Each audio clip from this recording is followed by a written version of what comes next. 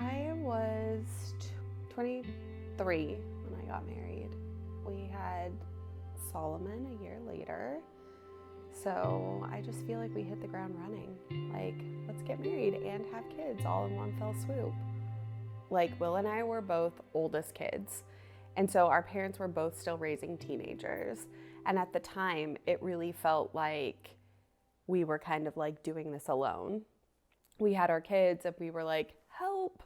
Like, I feel like I felt pretty independent. Like, I knew, I had younger siblings. I had lots of cousins. Like, I did lots of babysitting and nannying. So, like, I understood what it was like to take care of children.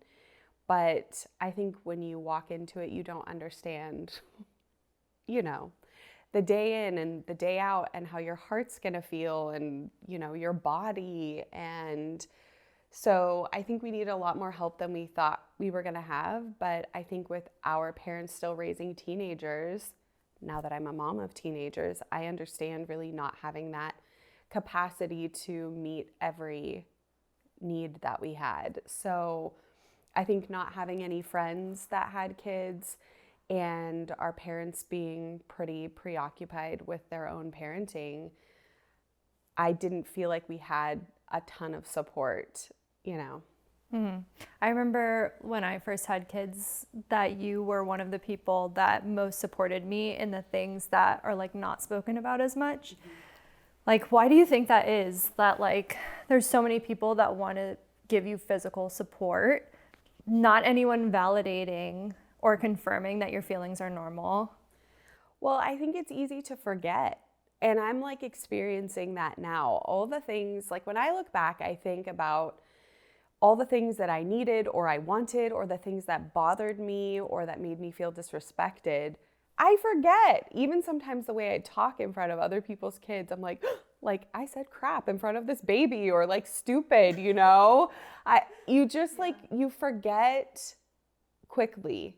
And I don't know why that is. And I think maybe people who like have more support don't understand not having support in those areas that I think everyone's needs are probably a little bit different, but I don't know why people don't talk about like the really difficult things or the things that are less glamorous. I mean, when people help you, they want to come see your baby and hold your baby, which is not super helpful, but like you need somebody to scrub your toilet, you need someone to do your dishes or make you food. And I don't know if it's just that those are like the less glamorous, less fun things. I'm not sure. How do you ask for your needs to be met in a way that's not hurtful to other people? Because so much of the time it was like, you're allowed to put up boundaries. Mm-hmm. To protect yourself, because you know what you and your child needs, not other people just trying to assume what you need. Yeah. After you have a baby, you're at a very raw emotional place where I think a lot of people feel like, what am I doing? I think you don't expect the feelings of like protection. And in my mind, I thought after I had a baby, I was going to be like, yeah, everybody come over. Let's all enjoy this together. And there was this feeling inside of me where I was like, everybody go away. Like, I don't know what I'm doing. I don't want to do this all in front of you. Like, I need certain help, but I can't ask that because, it seemed rude. Like, you don't even know what to ask for. No, you don't. Yeah, there's just so much going on. And I think it's hard to advocate for yourself. It feels whatever. It feels rude. It feels selfish. People just want to see your baby. It would be you'd have to be at a very strong place to advocate for yourself properly. But I don't know. I think now when I look back, it's like, okay, I want to be a help to this person. What would have been helpful for me? And that's when I try, to remind people, hey, you might be feeling this way and that's okay. Like, it's not mean. It's not selfish to ask for those things. Like, it's normal. And here's also how you can help people who are fresh moms. Mm-hmm. Yeah. I think like you taught me so many of the things, you might not know this, but you taught me so many of the things like about raising my kids that when you're trying to survive, you don't think about parenting in, like, you don't plan out how to parent in an effective way. You just are so busy trying to achieve and hit the marks, if that makes sense. Like, I just need to accomplish what I need to accomplish. I don't have time for anything else. And I remember one time I was complaining to you about Piper getting into all our bathroom cabinets. And I was like so frustrated about it because every time she would just go in the bathroom cabinets and take everything out, like multiple times a day. And you said she was like probably 2, and you were like, that's her job, is to figure things out and like explore and open a cabinet that's at her eye level. And I was like, I'm in the bathroom getting ready and she's pulling everything out, and you were like, yep, that makes sense. That's her job. Like, that sounds like such a stupid thing that I didn't comprehend. Totally. But how did you learn? Like, who taught you? Well, I only learned it after I spent countless days, weeks, who knows how long, having expectations that were not appropriate for my children. Like, now looking back, that's really easy for me to say. There's a piece of me that like you can learn as you go, but like a lot of times I feel like these lessons that we learn, we're like, dang, I really wish that I would have known these last year. And I think that's why it's so important for us as moms to have each other. Like, we can help teach other people these lessons. But I am sure, I don't have any specific memories, but I'm sure that I was like asking things of my kids that were completely inappropriate. Like, of course they're going to be doing that. And once we're out of that season, it's easy for us to have the wisdom. That's the biggest thing I say right now. I wish I could take all the things I know and then do it over with more, relaxed eyes. And people ask me stuff like that all the time. Oh my gosh, like my toddler's doing this over and over. Like, why? How do I get them to stop? Well, take the stuff out of the cabinet and put it in a basket on the sink until they're out of that phase. Like, that's obvious, but in the moment, you are trying to do the best. And I think those lessons seem so crucial. Like, well, I have to teach them how to listen to me because you are in that survival mode. And if they won't listen to me not touching the stuff in the bathroom, how are they going to listen to me if they're running out in the street or go to touch the stove? And that's why they seem like the most important lessons you have to teach them in the moment. But I don't know. I feel like being moms, you just have to be open to realizing that you're going to get it wrong and then take the lessons that you learned, because I can still apply those lessons now to teenagers. Like, I'm still worrying about those things. I'm still worrying about things that they're probably just going to grow out of. And yeah, it's like a lifelong lesson. I don't know if you feel this way. I feel like you put a lot of boundaries on your kids that other people didn't on their kids. Talk about that. Well, first of all, I feel like as a kid growing up with super strict parents, especially my own mom, she had so many boundaries on us. And I was like, when I bust out of here, like, I am never like putting these extreme things on my children. Like, this is way over the top, and like slowly as I grow up, I just realize how much I'm morphing into my mom, which I really look back now and I see the things my mom did. And I think she did a lot of hard things where no one else was doing back in her time. But I think one thing that I feel like I did right, or I understood from the beginning, was like, what is my goal? What do I want for my kids? What do I want for our family? And setting those values and goals at least helped me sometimes. Okay, is this getting me to where I want? Is this helping me, meet the goal that I have for like the culture of our family? And spending a lot of time doing certain things were not getting me there. So whether that was, being the last person that I knew whose child like didn't have a phone or didn't play video games. Like those things were very, very hard. And, you know, I think probably did they do some damage to my kids feeling like they were left out of everything? Yeah, maybe so.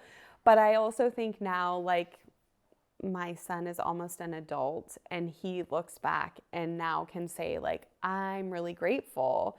Like, you know, every child is different. I don't have the same parameters on Shiloh that I do on Solomon because, you know, their needs are different and their struggles are different. But I constantly questioned myself, even though I did have these pretty extreme rules. I was constantly like, am I doing the right thing? Am I doing the wrong thing? Like looking for validation from other people. Like here I've got these kids that, you know, my child is the only one without a phone. And I didn't know, like, is this hurting him more than it's helping him? But I think when I look back, and we all do things differently, but when you make a decision that this is the way that you know, want to curate your family, you have to have the confidence behind that. And it wasn't easy. I'm grateful that I stuck to it. But I think there were way more moments where I was second guessing myself than there were that I was feeling like, no, I'm really doing the right thing. Because how often are we like, what am I doing? Like, am I sticking to this rule for no reason, or is there a purpose? So I think that now it's easy to look back and be like, yeah, I made the right decision. But in the midst of it, I didn't always feel like that. In fact, I probably mostly felt like I wasn't. Yeah. I think it was last summer that I called you about video games. And I think Solomon chimed in and was like, I'll tell you what I think. Yeah, you should be outside. And yeah. I called you, just for some background, I called you asking if you thought it was too early for Harrison to have video games, and Solomon was in the car with you. And he was like, absolutely not. He is way too young. He plays video games now. He does, yeah. And he's still, I would say he has to set boundaries for himself. Like, I know he wants to be somebody that can just take it or leave it, but he still says, like, I need to set boundaries for myself. He'll set a timer, like, or, you know, he will ask us to, like, hold him accountable or, like, set limits for him. And I mean, I have limits for myself. Like, I think he's, you know, he sees his personality and he knows that. And I hope, you know, I think that even though it's still like a struggle for him, I know he looks back and he'll say, I mean, we'll be out to dinner and he'll be like, these kids, they're just on their devices the entire time at dinner. And I'm like, all right, I know, but you don't know situations. Like, our family didn't, you know, we don't have to, everyone doesn't have to do things the way we did, but it impacted him. And I think he got to experience so much outside and with his friends because it wasn't an option for him. Now, if it was an option, trust me, he would have been, you know, experiencing. But I think he really values that. And I think he values the time that he had where it wasn't an option, because it is such a pull. And it's, you know, it is really hard to set those boundaries and stick to them as a parent. And, you know, again, Shiloh doesn't have the same restrictions, and he's always like, Mom, I wasn't allowed to do this until, you know, such and such age. Yeah. How do you like manage that when it comes to your kids having friends and being around other parents? Because like, I'm getting out of the stage now where it's like, you know, in those first several years, you see everything and control not control, but you control a lot because they're always in your atmosphere. Yeah. And now, like, Harrison's and both my kids are in school, and I remember the first time Harrison came home and like learned a new word from some other kid, and I was like, where did you hear that? Yeah. And it just the realization that everything that's going into his brain is not coming from me anymore. Yeah. Was terrifying. It's terrifying. I mean, it doesn't ever get less terrifying, that's for sure. And now, like, he wants to go to other kids' houses, and he has restrictions on him that other kids don't have, like video games or like things that he's allowed to watch or whatever. How do you manage having different boundaries than other parents do when your kids are not in your grip at all times? Well, I mean, first of all, it's really hard. Like, each season of motherhood is learning how to let go more and more, which is the worst. But I also feel like trusting yourself and that confidence in the parameters you've put in your home, on your own family, while they're in your grip, as you said, is helpful. I think that, you obviously have to use wisdom. If you see red flags or you feel something, like, you have to limit your exposure to maybe people who have much different parameters for their life than you. Sometimes I had to have hard conversations with people and say, like, this isn't something I really want my kids doing. Sometimes it would just be like trying to shift in a neutral location where we would do stuff. Sometimes you really have to stand up and make hard choices for your kids that make you feel embarrassed or like weird. But this one moment really stands out with my mom doing something that I remember being mortified of as a child. We were at this like huge party and all the kids were going to watch this movie that was not appropriate for us to watch. And I was horrified as a child because my mom was like, that's just not okay for my kids to watch. So like, my kids are going to go in the other room and play with toys, which like made me feel totally ostracized. But my mom was making the right decision for us. And as a parent, I always call back to that moment where she did something that I'm sure was embarrassing for her, but required courage for her. It's a small thing, it's a movie, but it required courage for her to stick to that. And for us as kids to see, like, we don't just do like what's right for our family in the confines of our home, but like even when we're out, like, it's okay for us to stand up for something that we're not comfortable with. And that, that gauge is different for many people, and it's what's right for one family doesn't have to be what's right for the other. But I always like pulled back. Like, there's one specific time where I remember thinking about my mom doing that, and I was too embarrassed to make the right decision for my kids. And it was also regarding a movie, and I was just like, oh my gosh, they're gonna be so mortified if I pull them out of this. But like, my kids were really sensitive to like seeing scary things, especially Solomon. I mean, we would be paying for it for weeks afterwards, and I didn't do it. And I still, like, I look back and I compare those things and I'm like, I should have just said, we're gonna go, like, thanks for having us over. This is just like too scary for my kids, because they were petrified. They were having nightmares. Like, I knew it was the right thing in the moment, but it's really hard. Like, you're still dealing with that pressure as a parent. And I think if nothing else, it sets the example to your kids that like, no, there's going to be times when you're in situations where you need to have the strength to stand up and be like, hey, like, this doesn't align with what our goals are. And so like, thanks so much. Like, be gracious and not judgy about it. But like, we're going to have to go. And I definitely compare those two situations with my mom and with me. And I'm like, I really should have like called upon her strength, because I saw that example in her. And I really do admire that, because it was definitely not an easy decision. Mm-hmm. Yeah. I have heard you talk about that before, where it's more related to like food issues, yes. But just like not the things that you allow your kids to consume and versus what people give them or offer them or whatever. Yeah. But yeah, I know that you've said that to me before. Like, it's not like a judgmental thing. Yeah. It just is, this is our decision. And I think that gives people more confidence to be able to make those decisions where they're like, I truly do not care if your kids go trick-or-treating and eat all the Halloween candy. Yeah. And that's like a silly example, but it relates to everything where it's like, we can still be friends. Right. I just don't want my kid, I don't feel comfortable with it. On the flip side, listen, some people have super loose, guidelines, and some people have really, really strict ones.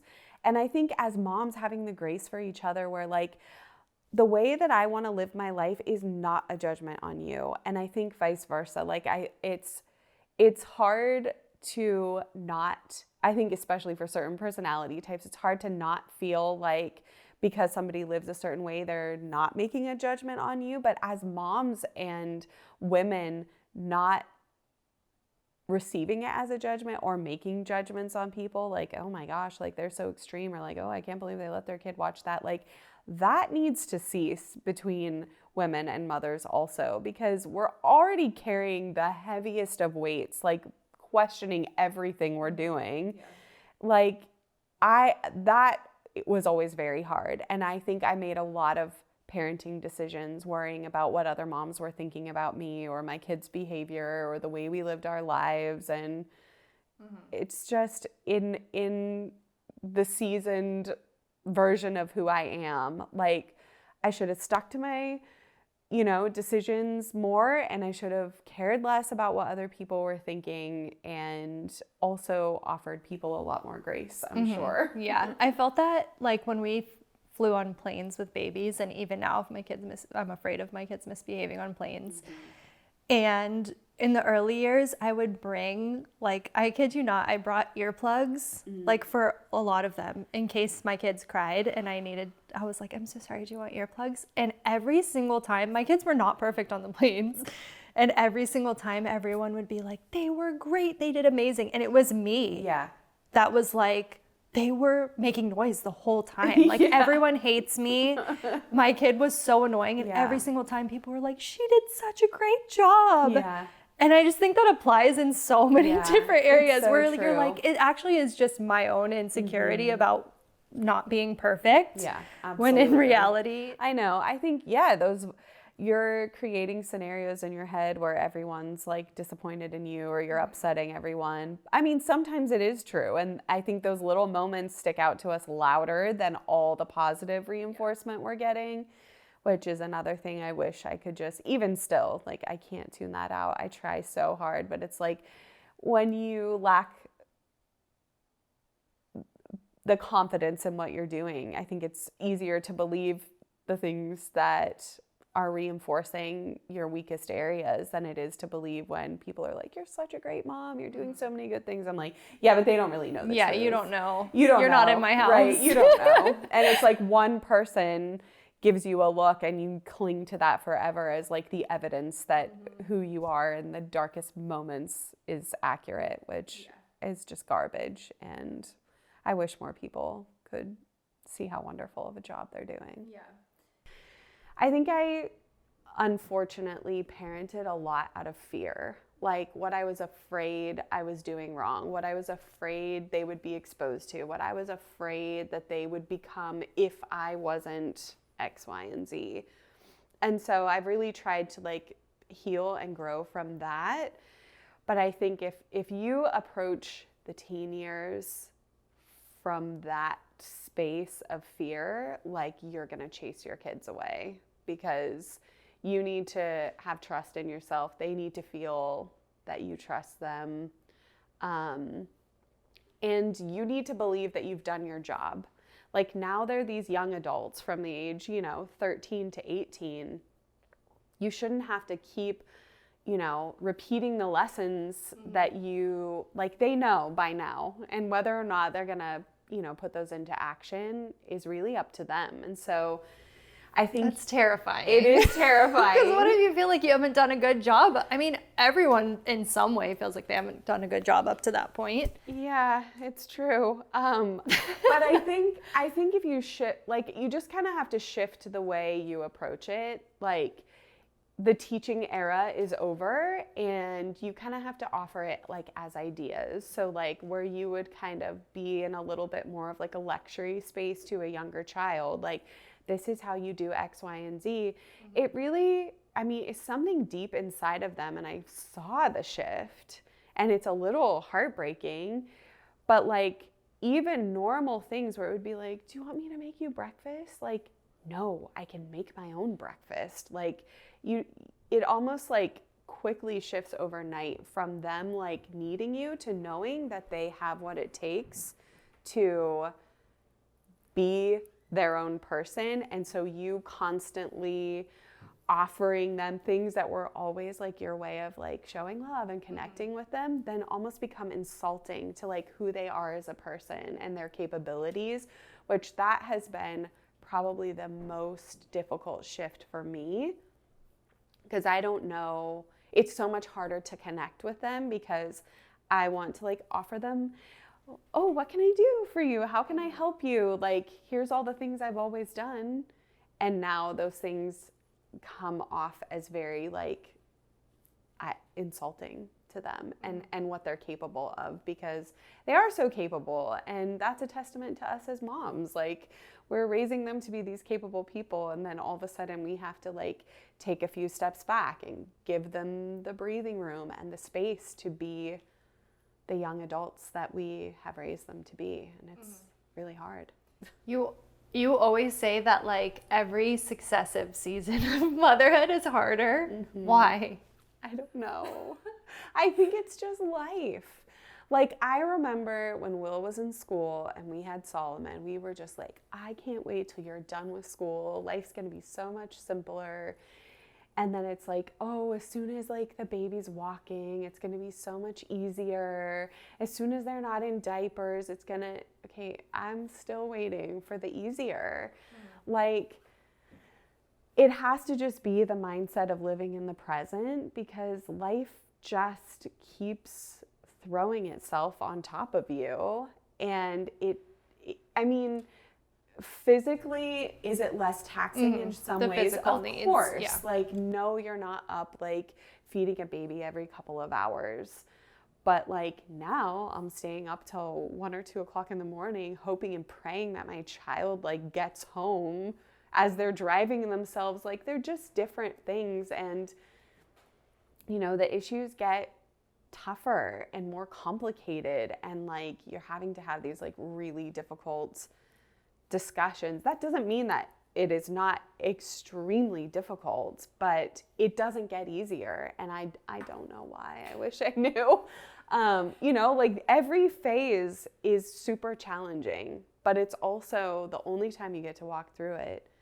And if you sit in the pain and the hardness of the challenge, all you're going to do is like look back and regret that you didn't have more present moments, that you didn't cling to like the peppered good ones, you know? Because that's still what I'm saying. I'm just like, oh my gosh, I wish I could go back. I wish I could do it all over. I wish I could take but I'm spending so much time regretting that I'm still missing, you know, where I'm at. Yeah. I always think that if there's a reason why you start with a baby, other than the obvious reason, which is like, you aren't ready for a 10-year-old. You have to start with a baby for your own sake. Yeah. So that you can ease in. As abrupt as having a baby enter the world is, it actually is easing you into parenting, because it gets so much harder after that. Yeah. That for the parent's sake, you have to start with a child that can't speak to you yet. Yeah, totally. And can't make his own decisions yet. Yeah. I know. It's easy to look, like, the hard parts stand out, I think, the most. And that's unfortunate. But this season of my life, I have been, you know, Solomon's getting ready to graduate. So I'm like pulling all these pictures and videos, and there has to be a better way to remember like all the sweetness, because the hardness just like stands out. The harder parts stand out so much more. I don't know why. Maybe it's just me. Was there a time that you felt like you were just getting crushed under the weight of like Every your day. responsibility? Don't start crying. Or like just a really dark and hard time that...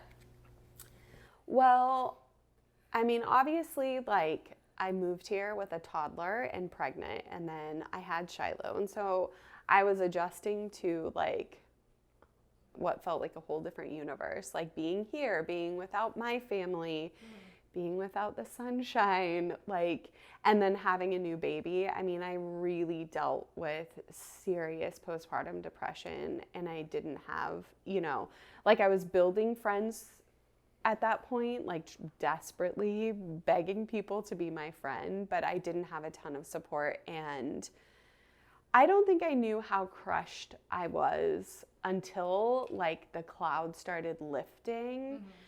And I looked back and I was like, I should not have been left alone with my children. Like, it was so hard and so dark. And I had all of these feelings about these kids that I loved, but I was just so overwhelmed and so sleep deprived and was being consumed that I don't even think I realized how bad it was until, like I said, like, it started lifting and I could see, like, oh my gosh, that was a really difficult, dark time, and I was not okay.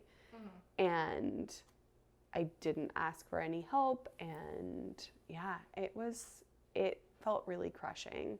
Mm-hmm. And I think also when my kids started hitting like age 11 and 12, you start to feel like the tearing away, mm-hmm. which is totally age appropriate, totally normal. But you expect that it's going to be hard when you have babies and toddlers. And I did not expect. Okay, let me gather myself for a minute. Yeah. I think, like, I already experienced that, but I've thought to myself, like, our kids never love us more as time goes on, is what I feel like. Because, like, when they're a baby, obviously they need you. When they're toddlers, they love you. Yeah. And Harrison's 6, and he's like my youngest. Yeah, so it's like great relationships. The older they get, maybe they love you in a different way, in like a truer,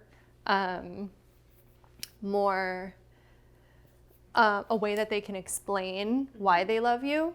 But when they're babies and toddlers, they love you in an inexplicable way, in an unconditional way.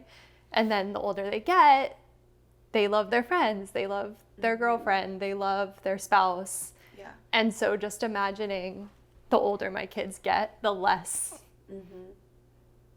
I will be, it's not even about me specifically. It's just knowing that someone will love you less as time goes on. It's and scary. That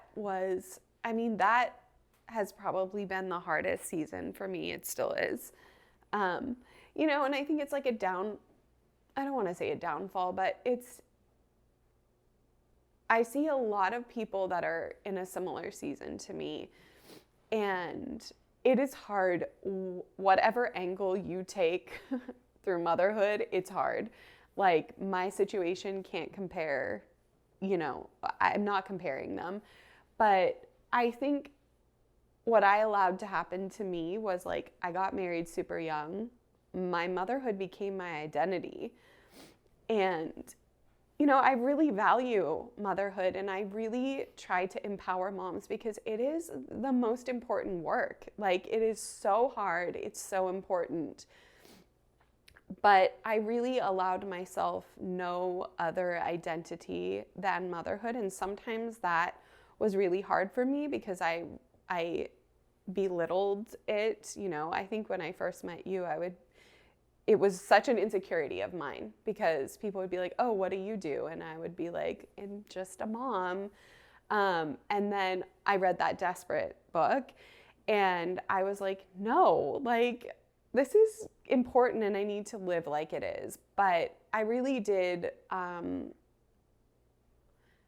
I kind of say I don't know if I ever even found myself as like an early 20s. It was just like, oh, here's a good identity. Like, I'm going to be 100% like mom and wife. And so not feeling like I have any other identity outside of that. Like, I didn't really have a career. Like, I don't have, my kids became my hobbies. Like, they're my passion. And then I have the added layer of like being a homeschool mom. So, when I wasn't like, I didn't have hours of the day where my kids were at school to even find myself. It was just like, okay, now you're like an educator and a student with them. So starting to feel that tear, you know, literally it was like my soul was just like demanding that I figure out, okay, who are you going to be? Like, you're always going to be their mom, but you are a woman and a person, and you have this opportunity now to figure out like how your role is going to shift with them, and how you're going to start showing them how to value themselves. And my kids can't be responsible for how I feel about myself. Like, that is not their burden. Like, me feeling happy and me feeling loved, like, they can't be my source of happiness. Because we know how that feels. Right. But like, they were. And it was easy when they were littler for me to ignore like how huge that was, because like they needed me and that felt good, and they loved me and that felt good. But now, like, in their natural progression, they're healthy tearing away. Like, this has to happen. If it doesn't, like, it's not healthy for them. I have to like not make them responsible for my happiness, and they can't feel that. That's not their job. So do you think it was wrong for your identity to be mother?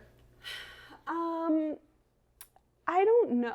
I mean, it is what it is. It was what it was. I think that I could have worked a little harder to have an identity outside of that, or in addition to it. I think I could have, I mean, there was a lot of guilt of me even taking care of myself. Like, oh, well, that's selfish. Like, well, I can't do that. Like, or I can't go have, you know, this time to myself. I mean, I feel like no matter whether you like work, stay home, homeschool, like whatever it is, like there's always that nagging voice. And I think you really have to fight against it. And there was always the guilt of me doing that. And I think I just let the guilt overtake me taking any steps to establish myself outside of them. And there was a lot of messages, I think, that I heard growing up where it was like, well, that's the only valuable job. And if you're doing anything else, like, you are selfish, or you don't value motherhood, or you don't value family. And it's extremely important, but it isn't the end of who I am. Like, I don't stop existing because my kids are going to go and launch out into the world. Like, it's the whole reason I'm doing this. So if I can't exist outside of that, like, that's a problem. I feel like the messages that I got growing up were like, women like should also be working, but also be a mom, and like do both. Yeah. Real, like, as well as anyone whose job is just to do that. And if you do either of them less than perfect, why? Yeah. You should be able to do both. Yeah, I saw this really beautiful interview once where it was like this working mom, and everyone was like, how do you do it all? And she was like, I don't. When I'm working, my kids suffer. When I'm more focused on my kids, my job suffers. Like, I'm not doing it all. I'm doing a mediocre job at both. And I was like, wow, that's not a message like you hear often, but it is. I mean, we're all doing our best, but like, it's not our job to do it all. And I think too, like, as people of faith, like, we were never meant to like be everything for our kids also. And I that was definitely a message that I feel like somewhere along the line I had personalized. Like, I have to get it right. I have to be everything for my kids that I didn't have. And of course, you know, Solomon, the wise child who basically is raising me, he was like, Mom, you're always trying to do these things that you needed as a kid. Like, I'm not you. Our needs are not the same. And I was like, dagger to the heart, but one of the most enlightening mom moments I had. Like, I was just frantically trying to give my kids all the things that I knew that like little me needed so badly.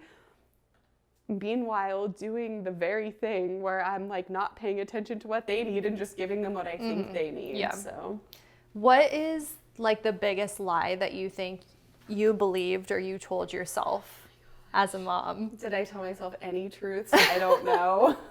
I mean, for me, I think it's like the lies that I think other people are thinking about me. Mm-hmm. I'm like, this person, and I'll say it, like if I'm talking to Ed about it, I'll be like, everyone thinks. Mm-hmm.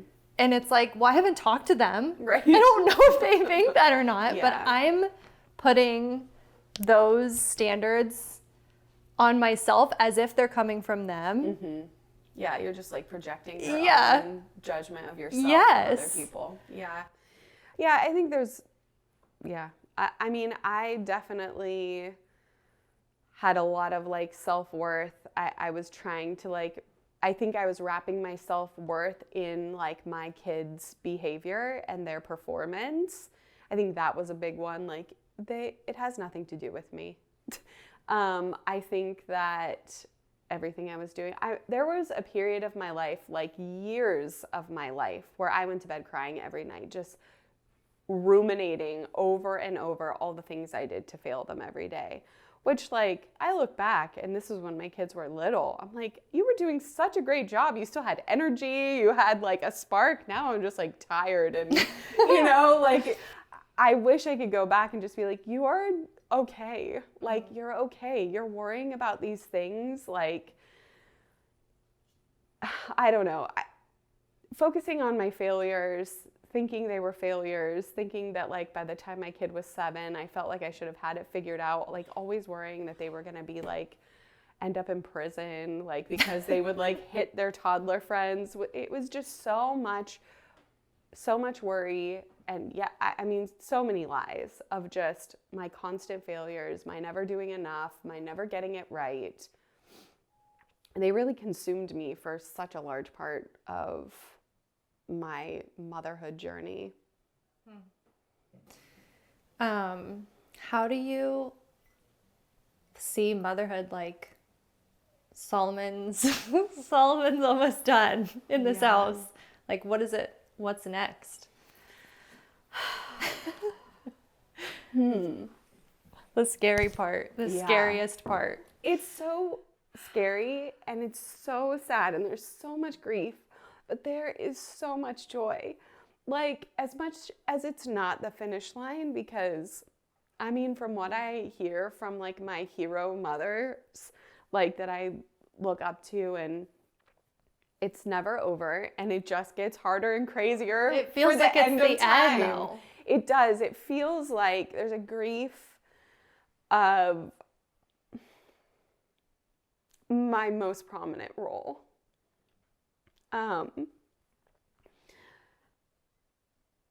But they're my greatest accomplishments. So like, I wanted to get here. And, yeah, it's just the most hard and beautiful, but really that's like every season that I look back on, the hard and the beautiful, and it's the most beautiful yet. It's the most hard yet. But I'm so proud that, like, in spite of me, he is who he is. In spite of all my failures, he is who he is. And both my kids. I mean, I can't believe we're already here. I don't know what the future is going to look like. I know my role is going to just keep on shifting and look different. And as much as it's heartbreaking, the most painful, I'm also expectant of what my role for him is going to look like.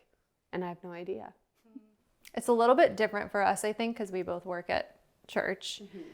But how do you teach your kids to love Jesus and to love being at church without making it an obligation? Like, I think even at this age of my kids are 6 and 8, mm-hmm. like it's already like, I would rather stay home and like play whatever.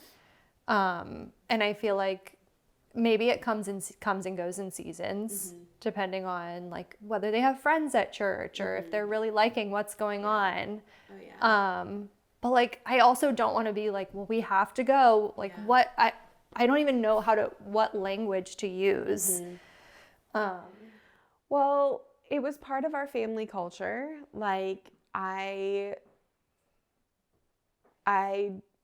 had just said, like, at minimum, like, we're going to church on Sundays. Like, that's a priority, and you don't have to like it. I mean, I do feel like most of the time my kids did. Obviously, like, the middle school and high school years, it's like where to go hang out with your friends and, like, talk to girls. Especially if you're homeschooled.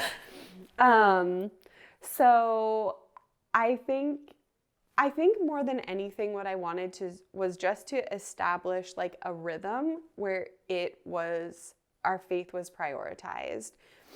And I don't know why, but I just always trusted that, like, and this isn't the case for everyone. Like, this is really complicated, I think, for a lot of people who have done exactly what we did and it did not go their way, and their kids are not where they want to. So I'm not, like, minimizing that or saying that, like, our way is the right way, but I really trusted that, like, if we had, like, this environment of faith at home where we were learning together, and if we established that rhythm so that in their adult life they would have that to look back on as a blueprint. And it's not always been easy. I mean, I think my kids have seen a lot of hurt, and they've seen, even just at church, they've seen a lot of things that have made them really angry, that have broke their hearts, that have made them mad at God. But I really called back, I think, on my own experience. And it really wasn't like my parents did the same thing in many ways. It was like, this is our family rhythm and this is what we're doing. But I had to just get to a place on my own where, you know, I made that relationship something for myself. And one thing I think my parents did, and, you know, a lot of moms that I look up to, I've seen them do, was, like, allow space for the questioning. I think it would be really easy if my kids were like, well, I don't even know if I believe in God, to, like, freak out. Mm-hmm. But it was like, okay, that's fine. Like, God can handle that. Like, he's bigger than he can handle your questioning. Like, what are you gonna do to figure that out? Like, and again, like, there's a lot of people who are really brokenhearted, and it doesn't always work out this way. But for us personally, I tried to just always let them have the space to question, because if they didn't question it, like, then it's just my faith on them. Mm-hmm. So I think the more you can, I mean, I can think of some really funny conversations, like specific areas that I have tried to give my kids things that I didn't have, or, like, not expose them to things that I feel like can sort of damage your faith experience. And they will come to me and be like, well, why didn't you ever put these really strict rules on us? And why didn't you say, like, this is bad and this is good? And I'm like, I literally was purposefully trying to keep you from that. Yeah.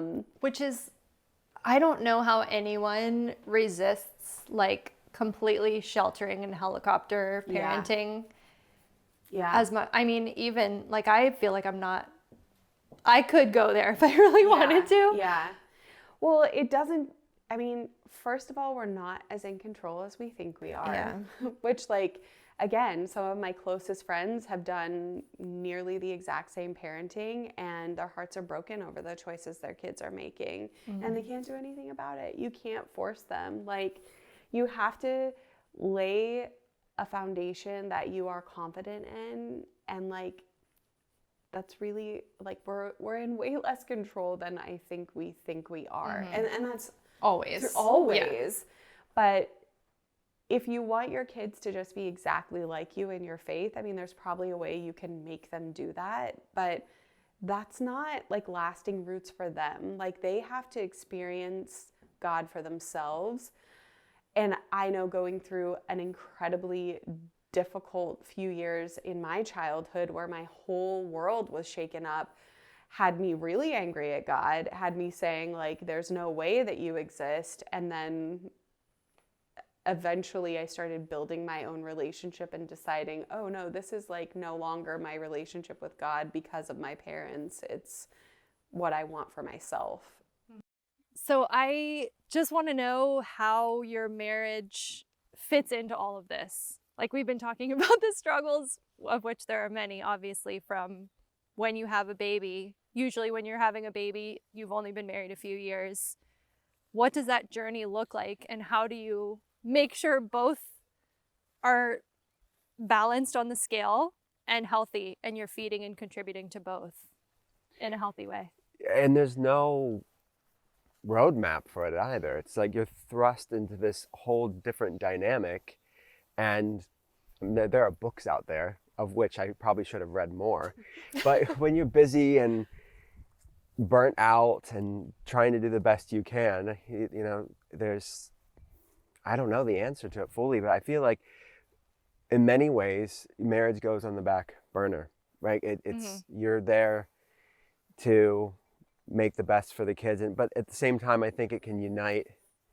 It's what united us, at least for ourselves, is we were in this war together. Yeah. You were both miserable at the Yes, same time. we could commiserate together, Yeah. and it bonded us in a unique way. But it's not easy, and it's not necessarily marriage stuff. It's just this, you know, we came together to be parents for these kids. Mm-hmm. I mean, I think we just put it out of our mind for a long time. Yeah. Your Like, marriage. that wasn't the right thing. It was just like, you have to go back here because we have to do this. Mm-hmm. Mm-hmm. Yeah. How do you navigate parenting and the journey of parenting without letting trauma from your past or insecurities that you're still holding on to from things that you grew up with, whether, you know, none of us are throwing our parents under the bus, but we all grew up internalizing different things and carrying that into adulthood. How do you not project that on your kids? Wow. I mean, for me, it was just I almost saw, and I had many aspects of my childhood that I loved. So I'm not throwing shade at my parents. I love them dearly, but it was the things that I learned through being a child and having that parent-child relationship. I went into being a dad, and I wanted to be everything that I didn't have and really connect with them, and I don't know, to try to do better. And I think if you look back generations, I'm sure my dad moved the needle more than his dad did. So hopefully we're all just doing a little bit better than the generation before us, while wildly imperfect. That was my goal, at least. Yeah, because you're looking at it, at your parents' parenting journey for you from the perspective of a child. Yeah. Whereas if you look at it from the perspective of a parent, you're like, yeah, they were probably struggling too in their marriage and trying to survive. Right. Yeah. And times were different too. It's like the context of parenting has evolved with each generation as well. So yeah, it's like Maya Angelou said, when you know better, you do better. So I wanted to do better.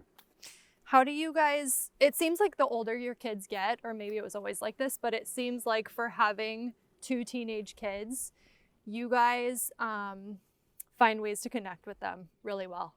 Like, how do you connect with teenage children, or like if you're feeling distant with your children, find a way to find something that, is it just finding something that everyone has in common that they like to do? Yeah, I think that's a lot of it. It's you're always the parental relationship, an authoritative relationship, but it's being friends with your kids and making it age appropriate, of course. But for me, it was always that. It was being friends with them. And what would you do with a friend, right? You would find things that you have in common. You would do things that they like to do that maybe you don't like to do very much, but you're doing it because they...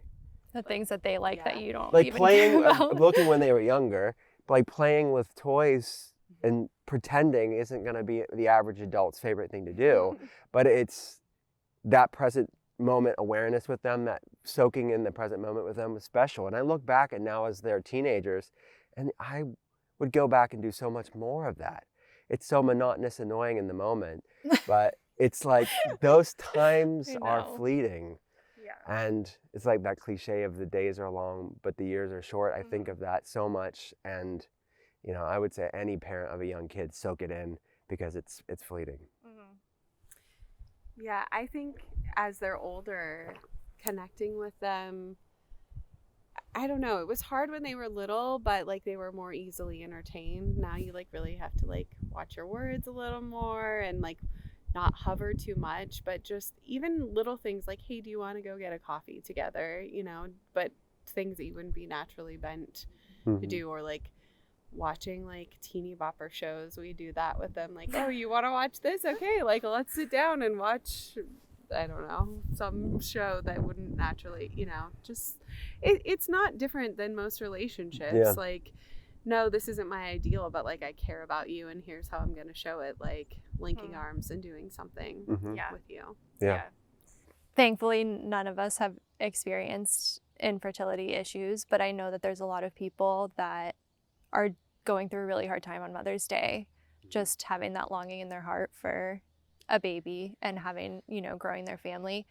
And I know that you work with a lot of women with infertility issues. So what kind of encouragement could you give to those women today? Yeah, it can be a lonely, painful place on any day going through infertility, let alone on a day that's celebrating something that you desperately want to be in that traditional sense. And it's something that I think more and more people are going to have to have, especially organizations like churches, when you're talking about this, to acknowledge the fact that infertility is on the rise. And that means more and more people are going to be struggling with this day. And, you know, we need to be there for people who are struggling and acknowledge what they're going through. Because it is isolating, because on the outside they look normal, everything's fine. Yeah. Because it's a silent, just like many chronic health issues, infertility is part of that. But we have an epidemic rise of hormonal problems and metabolic issues that really impact fertility. And it's not an easy path. But what I would say is there's so many different, this doesn't take away the sting of what they're going through at all. So I'm not trying to whitewash or delegitimize or make light of something. But I do feel like there's different ways that people can be a mothering role. And it's okay to have a both and, not either or approach. You can celebrate moms, but also acknowledge that people are struggling with fertility or a loss of their own mom. I mean, there's a tons of different things to consider here. But I've had in my own life many different mother roles in my life that, not that anything's going to take away my mom's role, but were hugely influential on my life. That would put up there in many ways of people that have spoken into my life that were a mother role that I want to celebrate as well. So maybe we need to redefine what this day even encompasses, of just women being that mothering role, being that mother role in people's lives, but still acknowledge the fact that infertility is a problem and is growing. And I think, in coming from a biased functional medicine perspective, provide people resources and tools and empowering them of ways to support their health, of ways to support their wellness, because it's intimately connected to our spiritual wellness. So, I don't know. That's where I'm coming from. And look, out of all the 365 days of the year, we don't celebrate moms enough. And it's about all the moms out there that are struggling and that are dealing with just the old it goes both ways. Yeah. You know, like today, if you are a mother, it is about you, but also it doesn't take away the fact that other people are suffering maybe more this day than they are any other day. Right. Yeah. So whether or not this day was created to celebrate you or what you don't have, you can still be aware and love people who haven't been given the same blessings that you have, because that the day that you're maybe celebrating the most out of any other day is the day that somebody else is hurting the most. Yeah. Right. So it's both. Right. You know? And it's not the same. It's certainly not the same when you're going through something physical, but you could look at Father's Day, right? And people have lost their fathers, right? And that could be hugely painful for people, but we still celebrate Father's Day. Yeah. So I think it's okay to have celebrations that aren't always about us, but still acknowledge the people that are struggling on that day. Exactly. Yeah.